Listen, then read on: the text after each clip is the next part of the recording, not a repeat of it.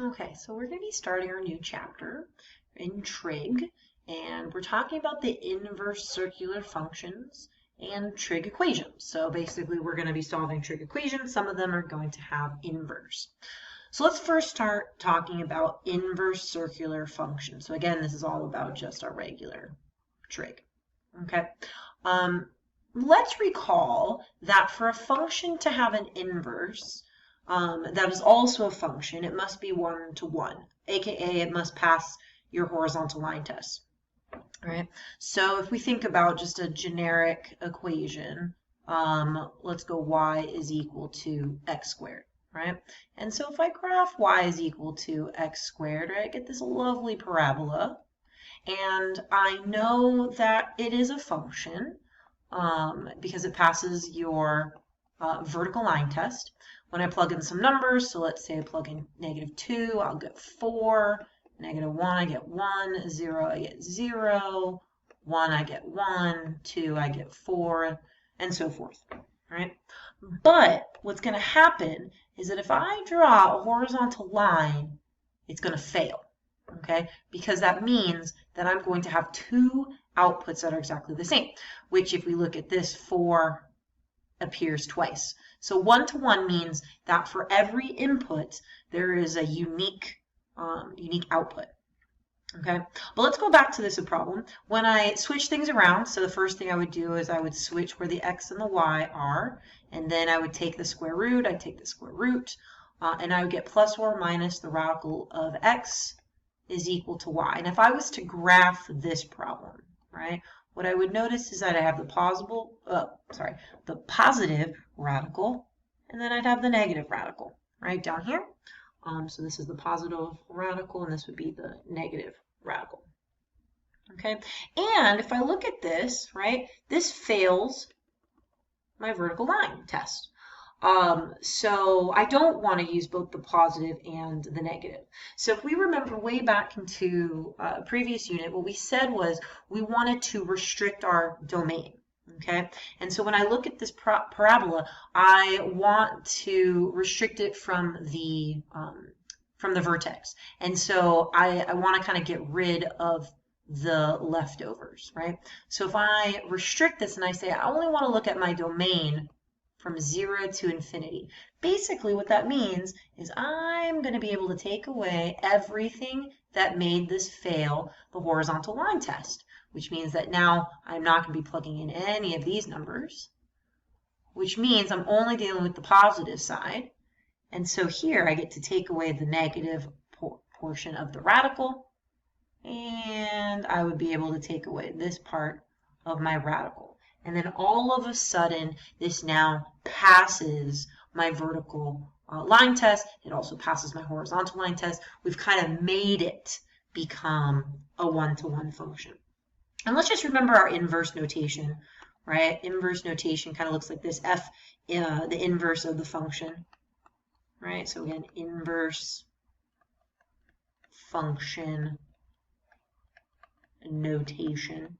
Okay, this is important to know that these two, right, are not equal to each other. So just because it looks like it's an exponent, remember it's not an exponent, right? It's notation. Okay, so it's very important that we know about the inverse. Okay, now we are not talking about it in terms of quadratics or cubics or linears. What we want to do is we want to discuss it in terms of our periodic functions, our sines, our cosines, our tangents. So if we take a look at this one, so since all trig functions are periodic, meaning that they're going to continuously produce the same thing, they're not going to be one-to-one over their entire domain. Therefore, we need to restrict this. Okay, so here is a lovely example of the graph y is equal to the sine of x, right? And so really I know that if I start on my unit circle, if I plug in a 0, I'll get 0. When I plug in pi over 2, I get 1, 0. 3 pi over 2 will give me -1 down here, and then back to 0, and then it repeats. So it keeps going on forever and ever. Okay, so again, it's going to fail my my horizontal line test. And I noticed that it would fail my horizontal line test if I started right at 0, 0, right? So if I went to 0, 0 all the way to pi, it fails it, okay? So I don't necessarily want to start at 0, 0. I noticed that the lowest point is -1, the highest point is a positive 1. So I'll erase all this. So notice that we are restricting our domain from -pi/2 to pi/2. So if you think about it, we're restricting it from like a -90 degrees to 90 degrees. So we're only seeing our numbers from our unit circle that will give us an output from -1 all the way up to a +1, right? So we'll see that -1, that -√3/2, -√2/2, -1/2, 0, 1/2, √2/2, √3/2, and then right back to 1. So we're never seeing any of these numbers repeat.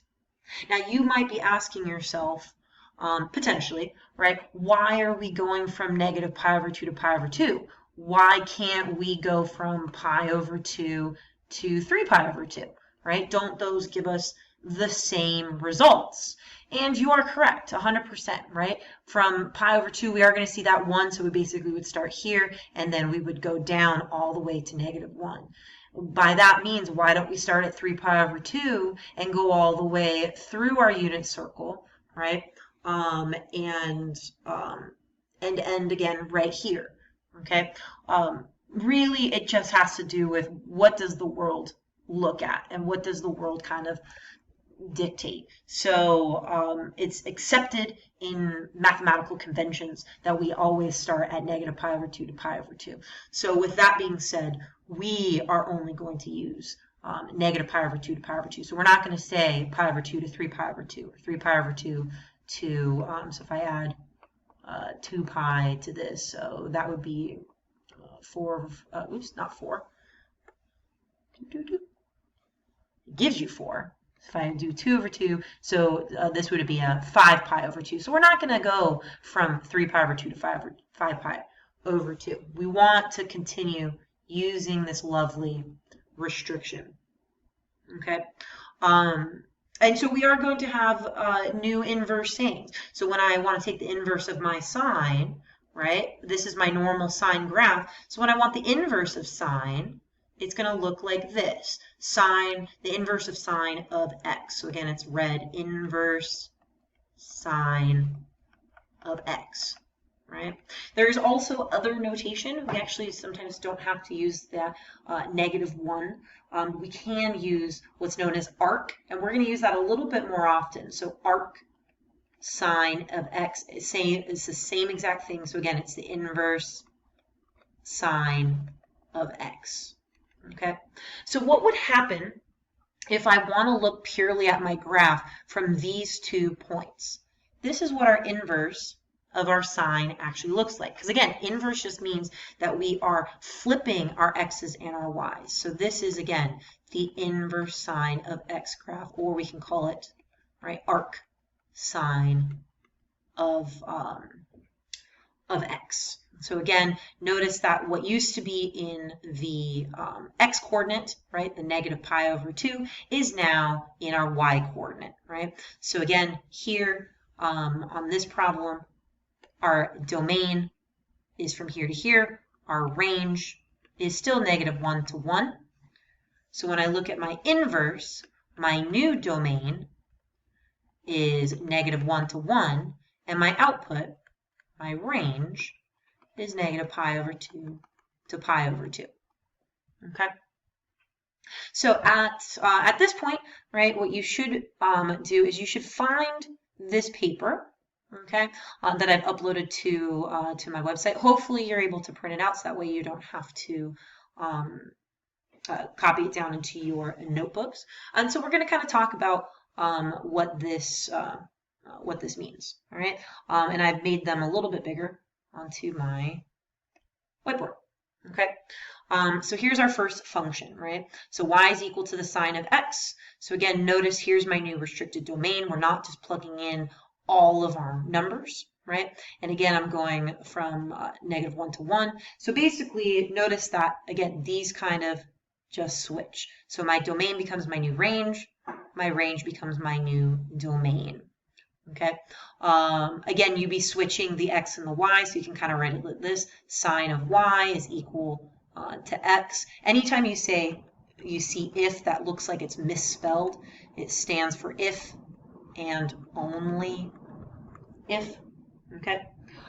It's important to know what quadrants we're dealing with, right? So if you think about -pi/2 to pi/2, that is really, like when you look at these, it is the top and it's the bottom. So we're just dealing with these two quadrants. So we're dealing with quadrant 1 and quadrant 4. So we don't ever want to see answers in here. Okay. Cosine, right? 0 to pi. So 0 starts off with our 1. Pi starts off with our -1. Again, that is just going to be our common knowledge. Okay. And if I think about 0 to pi, 0 to pi is right here. So again, I'm going to be dealing with quadrant 1 and quadrant 2. Notice that no matter what, we're always going to be dealing with quadrant 1, right? Sine everything, right? If we remember this, all students take calculus. No matter what, everything is positive in quadrant 1, and then we're trying to figure out where something is going to be negative, right? And again, it makes sense for tangent. Again, the range is going to be -infinity to infinity. But again, notice that we're going to go from -pi/2 to pi/2. And this one's a little bit easier because that's what we used to graph with our tangent. So again, this time I'm going to put little open circles, right, since they're not included. But again, quadrant 1 and quadrant 4, because again, we're switching these two places. These are where they would have your asymptotes. So there would be some vertical asymptotes at these numbers. Okay, which means then this would be a horizontal asymptote since it's in your y value. Okay, so if these are your sines, cosines, and tangents, your reciprocals are very similar. So we go to your reciprocals, right? So again, we're saying cosecant. We're saying all our values except for when it's x cannot be equal to 0. So we're not going to plug in that value because we have to remember that cosecants, right, are going to be reciprocals, right? So if we come back to our sine graph, the reciprocal of 0 doesn't exist, right? So it's undefined. So that's all that means. But you're still going to be in the same quadrants. So again, here's your cosecants, and we will have our values, closed circle here, closed circle here, but we'll have an open circle right there. So again, we're still dealing with quadrant 1 and quadrant 4, because again, it's going to be undefined at your 0. Secant is going to be the same thing as cosine, except there will be an open circle at that number because it's going to be undefined. So quadrant 1, quadrant 2, and then cotangent, right? It's kind of similar to cosine and secant. Again, open circle, going between these two quadrants, quadrant 1 and quadrant 2. So notice we never use the third quadrant. Okay, very important, especially when we start to find an answer, because when we start to solve for problems, we only want to get one answer. If I ask you for what values for sine of x that would give me a radical 2/2. There are two answers, right? You're looking at your 45 degrees, or we could say pi/4, or we're looking at 135. So we only want one answer, and we're going to take the one that's in either the first quadrant. And so we'll talk about that in our next video.